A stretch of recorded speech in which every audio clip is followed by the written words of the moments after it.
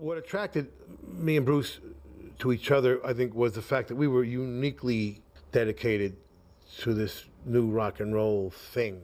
At the age of 75, the man who has stood beside the boss for the past half-century decided he could no longer remain silent. I'd like to say how dedicated and persistent we were in holding up our ideals and our sort of vision of this wonderful future in rock and roll. The darkest corners behind the great music empire are about to be dragged into the light. But the real truth was we really couldn't do anything else. We were complete misfits and freaks. And a billion-dollar aura, ruthless internal purges, and the specter of illness silently ravaging America's most powerful family. What truly happened behind the closed doors of the recording studio? We're the last two guys left standing when everybody else took a job. Is Bruce Springsteen truly an inspiring living saint, or a dictator ready to sacrifice his closest brothers? The soulmate's rawest revelation begins right here. It's starting to feel like I could have some closure here, at least on that chapter of my life, you know, because it took a minute to figure out how to... Entering the 2020s as the world experienced unprecedented turbulence, Steven Van Zandt decided to no longer keep deep secrets hidden. In 2021, the explosive memoir titled Unrequited Infatuations was officially released, exposing all the raw, hidden sides of Bruce Springsteen. Across its pages, Steven exposes Bruce's authoritarian nature and suffocating, ruthless control in the studio. And it's not the disappointments in life so much as what you do with them, you know, what happens after that. He candidly admits that being the soulmate of a genius was both an invaluable privilege and a horrific psychological burden lasting for decades. In 2024, the hit documentary Steven Van Zandt, Disciple continued to dissect this turbulent relationship before the public. Fierce backstage arguments and artistic disagreements were brought to light once more, proving their friendship was never smooth sailing. So I think, you know, you go through life and you have these little disappointments and little frustrations that I think everybody has. Alongside personal revelations, the financial empire of the boss also witnessed an unprecedented historic turning point. Bruce Springsteen has sold the rights to his music catalog to Sony Music. The New York Times reporting the deal is worth about $500 million. In late 2021, Bruce Springsteen sent shockwaves through the business world by selling his entire music catalog to Sony Music for a record price of up to $550 million. This colossal deal, combined with a string of sold-out global tours, officially ushered Bruce into the World Billionaires Club. Forbes magazine confirmed the rock legend's net worth reached $1.1 billion, transforming him into an ultimate icon of power. Facing his close friend's dazzling financial milestone, Steven Van Zandt merely laughed it off and offered a biting remark: "Money means damn near nothing to Bruce. He can't retire on a yacht sipping cocktails because he's an incurable, pathological stage addict." Even so, peak fame and a billion-dollar fortune could not shield Bruce from the ruthless ravages of aging. Springsteen says he's steadily recovering from a peptic ulcer disease. In September 2023, fans worldwide were stunned when his and the band's entire packed North American tour schedule had to be urgently canceled. The medical team confirmed Bruce had to be hospitalized for treatment due to severe complications from peptic ulcer disease. Excruciating pain left the then 74-year-old singer unable to stand, forcing him to face the harsh reality that his physical endurance had reached its breaking point. A shocking revelation about the health of Bruce Springsteen's wife. Patty Scialfa says she has cancer. It did not stop there, as Bruce's family had also been silently enduring a devastating health tragedy for many long years. In September 2024, at the Toronto International Film Festival, his wife of over 3 decades, Patty Scialfa, publicly revealed a painful health secret for the first time. She says she was diagnosed with multiple myeloma, a type of blood cancer, in 2018. Patty revealed she was diagnosed with multiple myeloma, a dangerous form of blood cancer, back in 2018. The vicious illness ravaged her immune system, preventing the female artist from continuing to share the stage for full performances during extended tours with her husband. Witnessing his life partner battle an incurable disease while his own health steadily declined, Bruce fell into a severe crisis. Steven once again became a solid pillar backstage, quietly shouldering the psychological burdens that the band leader could not show before the crowd. Through Steven's decoding lens, the public finally sees a flesh-and-blood Bruce Springsteen behind the velvet curtain of fame. Behind the fiery performances lasting over 3 hours are extended courses of medical treatment and the creeping loneliness of a man in his 70s. Standing at the milestone of age 75, Steven looks back on a journey spanning over half a century of ups and downs and delivers a defining summary. The boss on stage may be a great American icon, but to me, Bruce will forever be that awkward, damaged kid from New Jersey back in the day. The billionaire facade in his 70s cannot erase the psychological scars that have weighed on Bruce for over half a century. Every obsession with control, fear of collapse, and the strange bond between the two men all stem from a dark starting point. Before reaching the pinnacle of fame, they were two fame-hungry wanderers roaming among the dilapidated street corners of New Jersey. That place bore witness to their first fateful pact, thrusting them both into a fierce struggle for survival beyond imagination. The Devil's Pact. In the mid-1960s, the coastal town of Asbury Park, New Jersey, was mired in desolation and economic stagnation. Rundown music venues like the Upstage Club became the haven for young men longing for the only way out through rock and roll. On that very damp stage, Bruce Springsteen first encountered Steven Van Zandt. The two misfits quickly recognized an uncanny similarity. They did not play music merely for entertainment, but saw the guitar as a vital weapon to salvage their lives. Behind Bruce's gritty exterior was a childhood steeped in psychological darkness in the town of Freehold.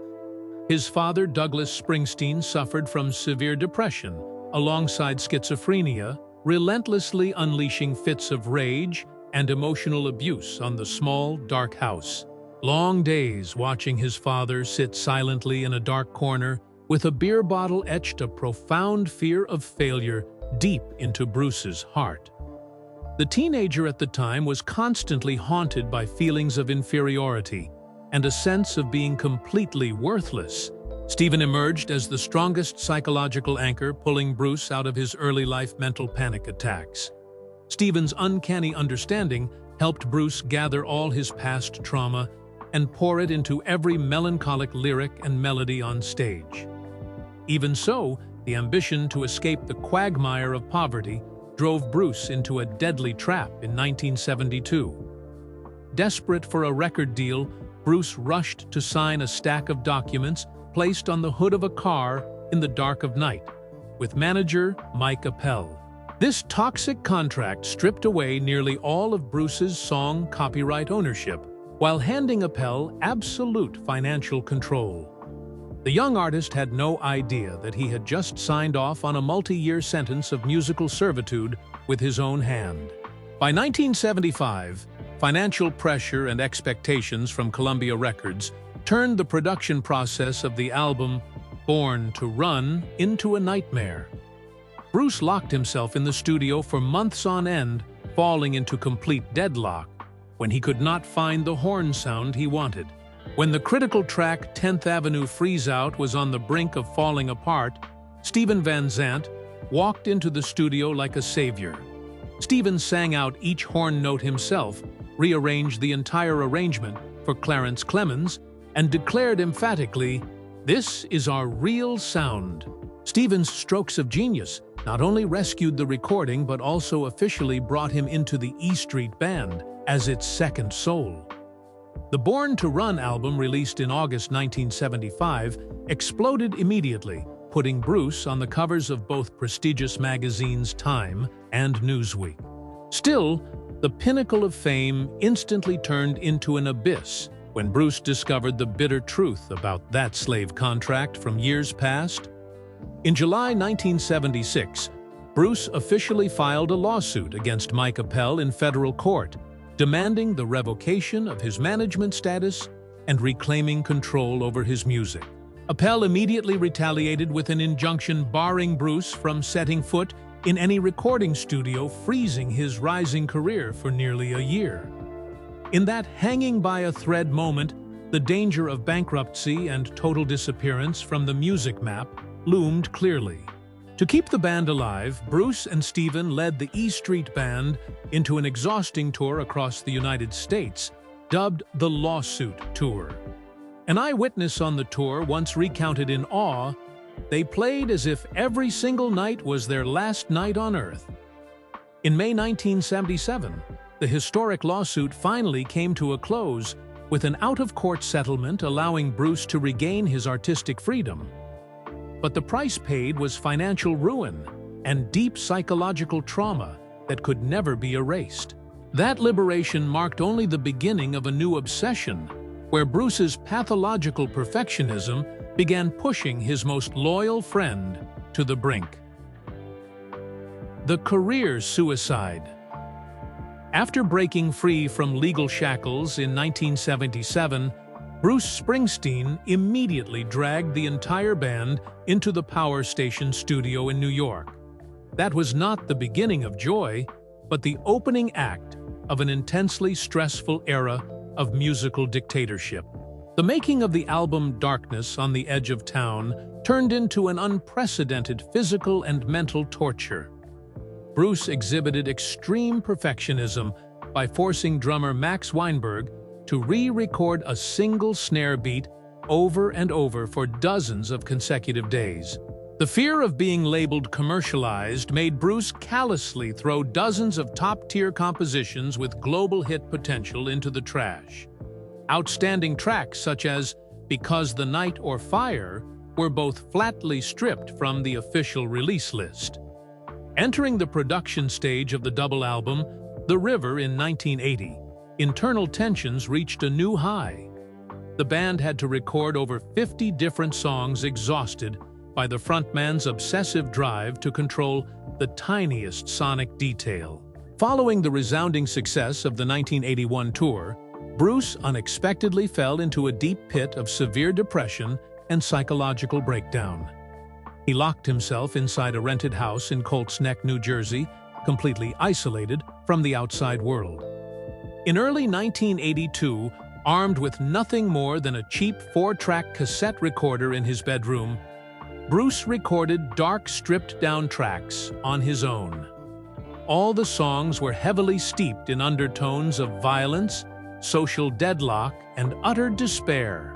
Columbia Records and the team initially wanted the E Street Band to re-record everything in a grandiose rock style to make it easier to sell.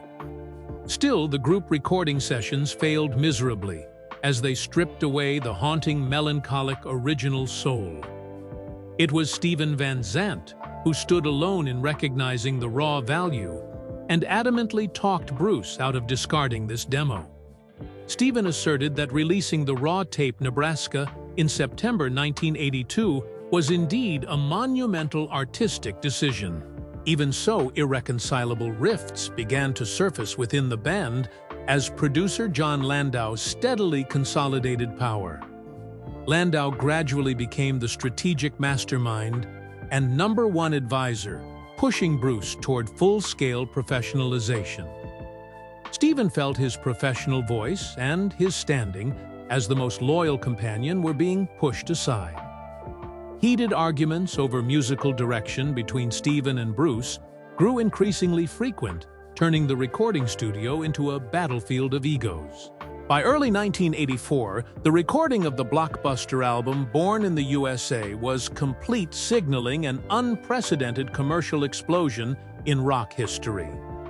Right at the moment of stepping onto the peak of glory, Steven made a shocking decision out of nowhere, walking away from the band. Leaving the band right before the rocket named Born in the USA launched Bruce to cosmic heights. Steven watched from afar. But on that pinnacle of fame, there was no peace, only ruthless loneliness, paving the way for romantic tragedies and the cruelest decision in the band's history.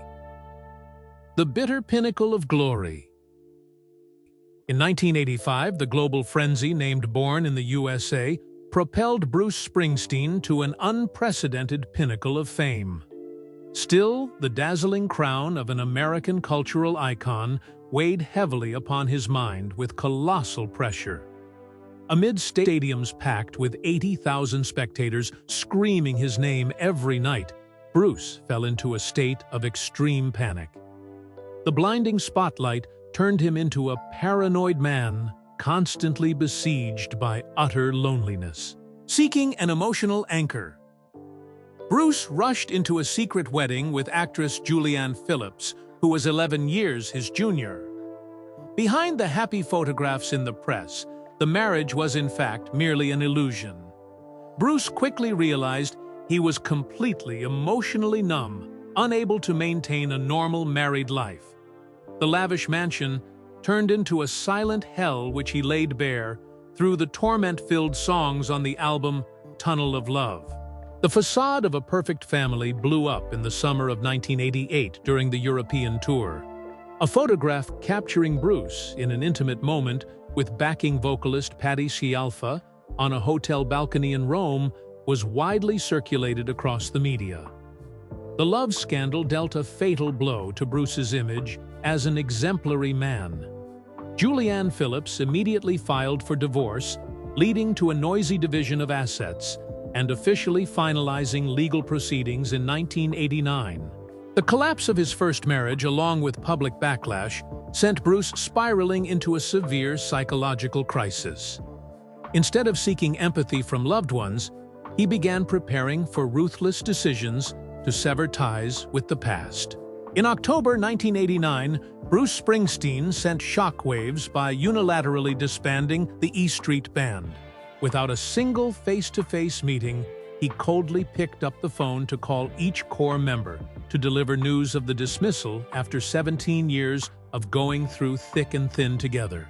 Casting aside his longtime bandmates, Bruce turned to hiring studio musicians in Los Angeles for the solo projects Human Touch and Lucky Town. This ruthless cutoff left Steven Van Zandt stunned before the shattering of the musical family.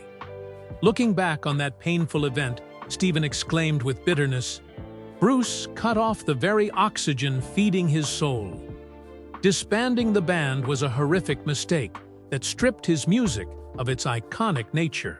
Even with finding solace beside Patti Scialfa through their 1991 wedding, the artistic void and guilt continued to smolder inside Bruce's soul. A decade of lackluster exile taught him an expensive lesson. And then, Steven's phone rang again. The midnight call. In March 1999, Bruce Springsteen decided to pick up the phone and make a historic call of redemption after exactly a decade of separation. The person on the other end of the line was none other than Steven Van Zandt, the living witness to the ups and downs of the E Street Band. Without a single word of reproach or resentment over the ruthless decision to disband the band, Steven immediately agreed to return. Their reunion decision paved the way for the explosive 1999 reunion tour across global stadiums. Looking back on this historic reunion, Bruce emotionally shared with the media about the value of his soulmate. Steven is not only the #1 guitarist, but he is the conscience and the musical compass of my life. Still, Steven's return took place with a completely different mindset compared to the past. He was no longer a dependent artist under the colossal shadow of the bandleader, having stepped onto the peak of independent fame in the Hollywood film capital.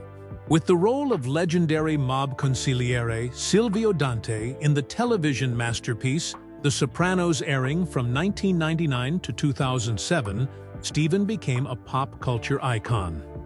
This new standing created an absolute balance of power and mutual respect between the two brothers. Alongside Steven's presence on stage, Bruce's home front also witnessed the lifesaver role played by his wife, Patti Scialfa. Passing the age of 50, Bruce continued to be struck by devastating bouts of clinical depression, driving him into a state of mental exhaustion. It was Patti who persistently stayed by his side to pull Bruce out of the darkness, walking with him through the national tragedy of September 11, 2001. The album, The Rising Born in 2002, marked a spectacular resurgence in both artistry and the will to live for the E Street Band frontman. Even so, just as the most dazzling glory returned, life and death tragedies struck the legendary lineup one after another. In April 2008, gifted organist Danny Federici passed away after 3 years of resiliently battling malignant skin cancer, leaving behind an immense void. The most devastating shock hit in June 2011 when the big man Clarence Clemons, the soulful saxophonist of the band, suddenly passed away from stroke complications. Clarence's passing completely crushed Bruce's spirit, sending him into extreme panic. A backstage witness once revealed that Bruce sat collapsed in the dressing room for days on end, wanting to cancel all band activities. While the E Street Band stood on the brink of permanent dissolution, Steven stepped up as a pillar of steel morale for the whole collective. Steven gripped Bruce's hand tightly and decisively urged his brother to keep moving forward. "We are not allowed to stop, because playing music is the only way to keep the souls of Clarence and Danny alive forever." In 2014, the E Street Band was officially inducted into the Rock and Roll Hall of Fame after years of unreasonable delays. By 2016, the River Tour became the highest-grossing tour on the planet, with over $268 million, affirming an undying vitality. Through more than half a century of ups and downs, the story between Bruce Springsteen and Steven Van Zandt is not only a rock and roll legend, but also a raw epic of loyalty, fracture, and forgiveness amidst the countless traps of fame. What are your thoughts on the hidden corners just exposed behind the billion-dollar aura of "the boss"? Is Bruce's authoritarianism the inevitable price of genius, or was Steven the true soul all along? Leave your thoughts in the comments section. If you found this video valuable, do not forget to like, subscribe, and turn on the notification bell so you will not miss the next explosive character profiles. Thank you for watching, goodbye, and see you again.